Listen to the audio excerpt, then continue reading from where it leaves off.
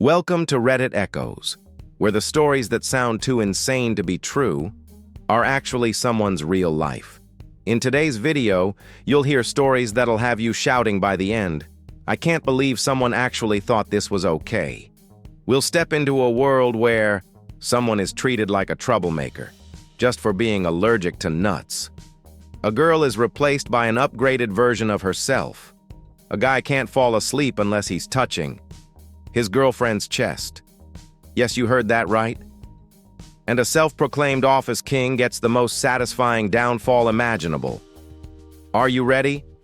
Because this is Reddit Echoes, where drama, injustice, and poetic justice come together in every story we tell.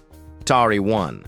I'm just allergic to nuts, but they tried to kill me over a desk in the office. Some days you walk into the office like usual, coffee in hand, ready to take on the day, and then realize you're sitting in the middle of a carefully planned death trap made of chocolate candy. I know it sounds like a dark joke, but for me it was real. A calculated setup just to take me down. I'm allergic to nuts. I'm not crazy. I'm the kind of person who gently informs a new manager I'm allergic to nuts, but it's manageable as long as I don't eat them. I carry an EpiPen. No worries.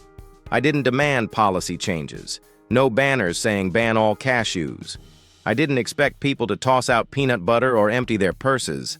I just wanted to avoid the awkward silence at office buffets when I didn't eat anything so people wouldn't assume I was detoxing or acting superior.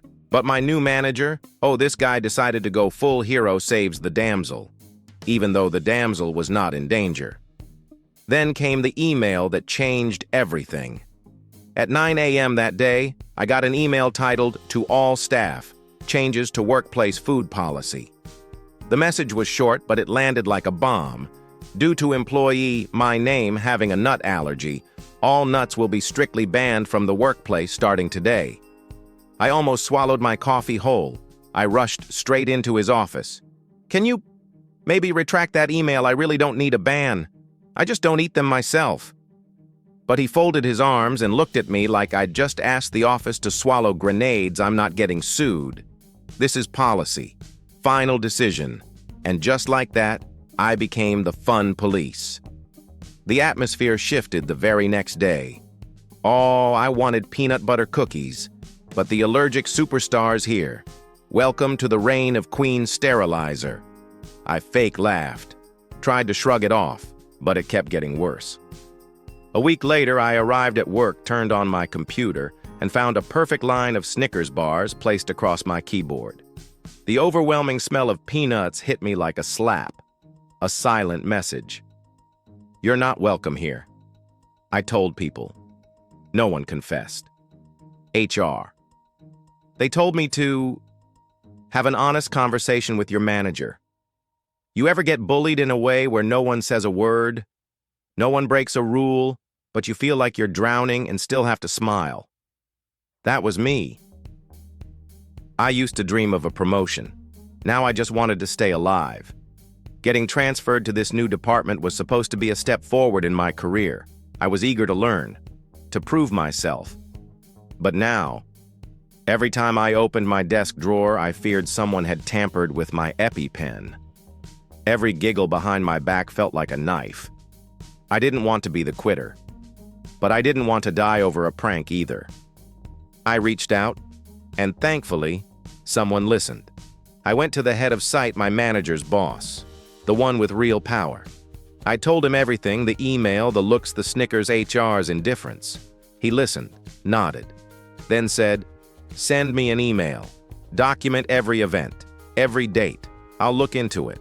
I thought I'd feel embarrassed, but instead, I felt relief. Then he caught her red-handed. On a Monday morning, I came in early. So did the head of site, just to watch. At exactly 8:52 a.m., someone walked up to my desk and slipped a Snickers under my keyboard. It wasn't just anyone. It was my manager's assistant, the one known for being sweet, respectful, and always described as the person who should have gotten the job I got. She was fired on the spot. No drawn-out investigation, no explanations needed.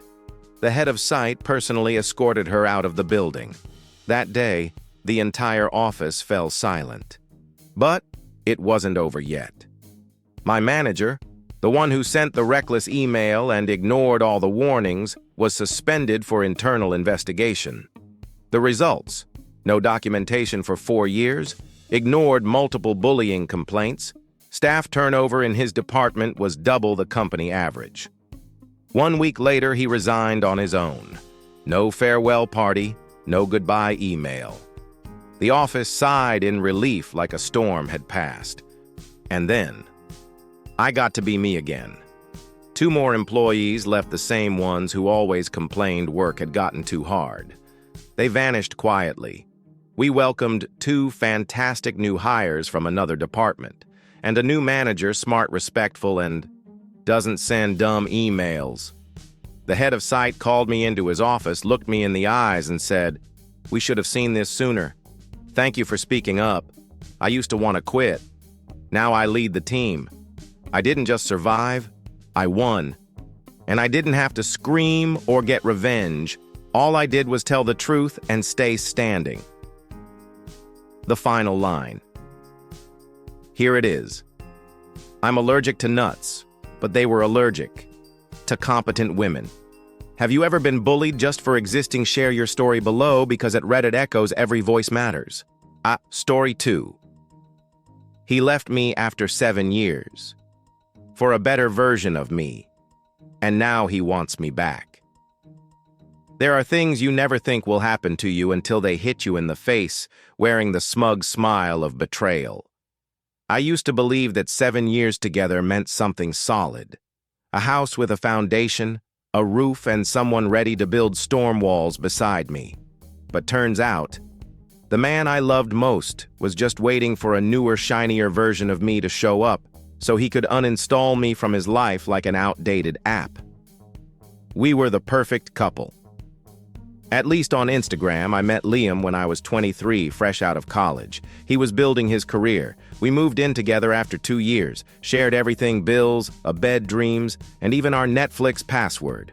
Friends used to joke, "You two are like an old married couple already. Why even bother with a wedding?" And honestly, we were planning on it. Liam once said, "When my career's more stable, I want to have kids with you." I believed him. I made plans. I bought parenting books. But then, he started looking past me. Things changed when Liam joined a big tech company. Suddenly there were networking events, team-building retreats, and late-night Zooms. I didn't question him. I thought he was working hard. Then one night, while I was washing dishes, he said, "Do you ever feel like we've lost the spark?" I turned around, hands still wet with soap. Spark. What is this, a candle? You want me to shoot fireworks every time we see each other? He laughed but didn't look me in the eye. And then he broke up with me, as casually as returning a library book. "You're amazing, but I'm not sure you're my soulmate." 7 years, dismissed in a single line pulled from a bad romance novel. I didn't cry. I didn't scream. I just watched him pack his clothes, the same clothes I had washed and folded 100 times. Of course, I fell apart. I lost 13 pounds in a month, not from a glow-up diet, but because food had no flavor. The apartment felt bigger, quieter, and more painful. I deleted our photos, unfollowed him, untagged everything, but memories don't come with a delete button. Then I found out about the upgraded version of me. A friend sent me a link to a girl's Facebook profile. "I think you need to see this." And there she was. Longer hair, brighter skin, Ivy League grad, product manager at Surprise, the same company Liam just joined. The photo caption I used to think soulmates only existed in movies. Until I met you. What the F? How long had they been together? No one said. But she followed Liam 3 months before we broke up. Their first photo together posted 2 weeks later. I'm a logic-driven person, and logic told me I wasn't dumped because we lost the spark. I was replaced. Then karma sent me an invitation. 6 months later, I got invited to a New Year's party hosted by my best friend, and yes, Liam was there too. I showed up prepared, fitted dress, tasteful makeup, and a smile like I'd never cried over an ungrateful man. Liam walked up, no fiancé in sight. "How have you been better? Especially now that no one interrupts dinner to compare me to TED Talk speakers?" He chuckled awkwardly. That night he texted me. The regret messages. I didn't realize what I had until I lost it. I missed the way you smiled watching sunsets from our balcony. She's great, but you were the one who truly listened. And the grand finale, if you still feel anything for me. I had written a whole speech in my head, but I only sent 7 words, hope you find a better version. And you know what the better version is me. I met someone at that same New Year's party, a friend of a friend. He doesn't impress with speeches. He shows up with presence. He listens without rushing to respond. And when I told him my story, he simply said, "People don't leave what they value unless they never valued it to begin with." I used to be the sad ex. Now I'm the one he regrets losing. Liam still texts me sometimes.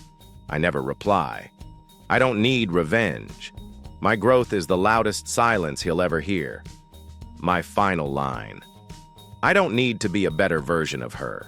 I just need to be the woman who doesn't forgive the man who chose someone else, while I was still choosing him. Were you ever the replaced ex? Tell your story below, because at Reddit Echoes, you're not alone. And those were today's stories, so real they hurt, and so painful. You might just laugh. If you've ever gotten silent revenge that still cut deep, been dumped just for not being the perfect version, or stood in a room where everyone pretended not to see you hurting, share your story in the comments. Because here at Reddit Echoes, we don't just retell stories, we bring emotions back to life. Don't forget to like, subscribe, and hit the notification bell. Because every week we'll bring you stories that make you believe in real-life justice, even if it's told through a voice. This is Reddit Echoes, where every echo is a true story.